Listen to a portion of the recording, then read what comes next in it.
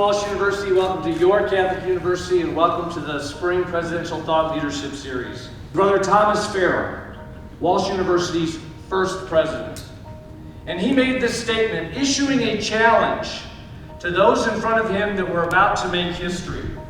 Together, let us build a house of Christian intellect to be blessed with the increase that only God can give.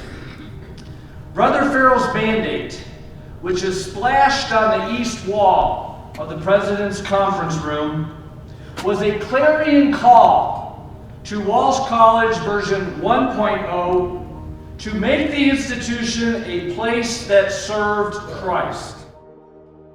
Well, this is the presidential leadership event. I think that as a Catholic university, we want to form leaders for tomorrow.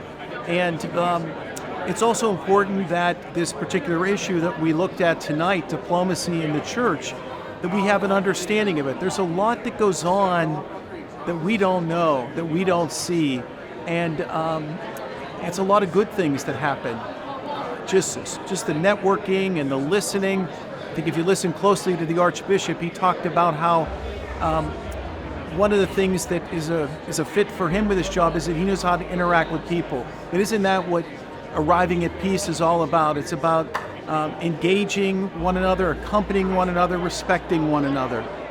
You know, the conversation was rich. It's getting into topics, you know, the hierarchy, the structure, the Catholic Church, the role it plays in the UN, you know, having some experience or insight in the UN previously, but this was so much deeper, was filling in gaps. Everybody's familiar with the United Nations and the role it plays in helping maintain peace in the world.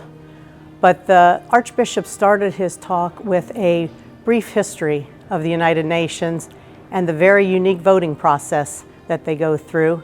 Here you have a man who is the only representative of the Catholic Church on the United Nations, and yet he was so humble and gracious. He reminded me so much of the Brothers of Christian Instructions that founded our university, of which I consider many of them my friends. I'm glad that a university means that they want to take into account the universe.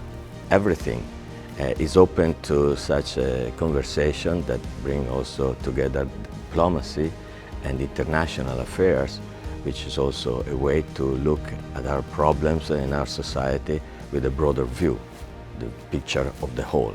And that's always a step forward for a better world.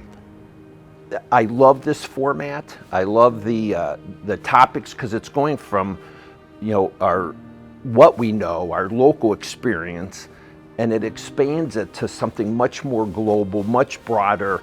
And I think that's what the whole intent of this Presidential Leadership Series is. I think that bringing these leaders to our campus at a time when there's so much hatred and aggression in the world is a ray of hope for all of us. There are some extraordinary people in this world who use their wisdom and goodness to help make the world a better place. And these are not always the faces you see in politics or the media.